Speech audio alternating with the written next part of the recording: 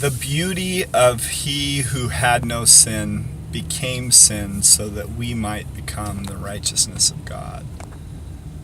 I just wanted to, I was on my way down and I was thinking about the beauty of who Christ was, who he is, and who loved him and who hated him. My thought was, and everyone flocked to him that was broken and hurting. He healed the sick. He raised those from death to life. He met the socially outcast in their brokenness and restored them and reconciled to himself. The ones that hated him were the religious, the Pharisees, that got their identity by their behavior on what they did. It wasn't really about submitting their life to God. It was about them getting their identity by their behavior, on their moral excellence. But their hearts were cold and dead inside. That's why he talks about being a whitewashed tomb. It looks good on the outside, but the inside's full of death. His desire for us is to become his children, to become love, to become free, instead of remaining in the bondage that we're in the bondage of self.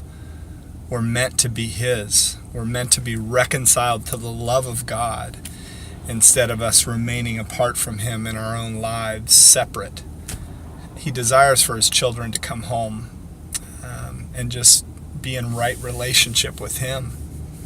It's not whatever you've done in your life, you're not too far outside of the realm. It's just turning around and coming back to the love of God and allowing God to change you from the inside out instead of it being about you at the center. But we have to let go of the life that we now live to take hold of the life that God desires us to live. A life not centered in self, but out of that, a life not centered in fear and anxiety and resentment and bitterness and all those things that come from a life centered in self. Instead, your life can be overwhelmed by the love of God, the mercy and grace of God. Now all of a sudden you become a loving person. You become grace-filled. You become merciful. You become forgiving. That is the trade.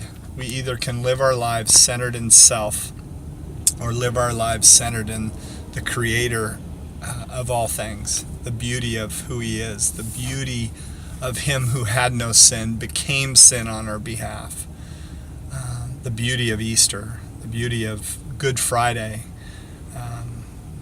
So come home and experience life in a new way.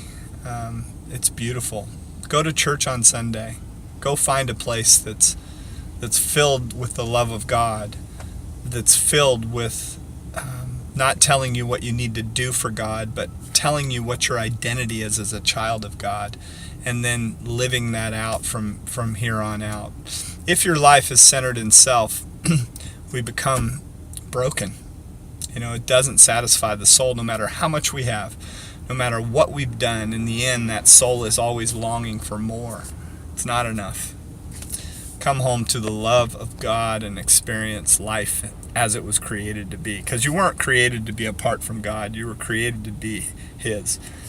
To love him and to love others. It's as simple as that. God bless y'all.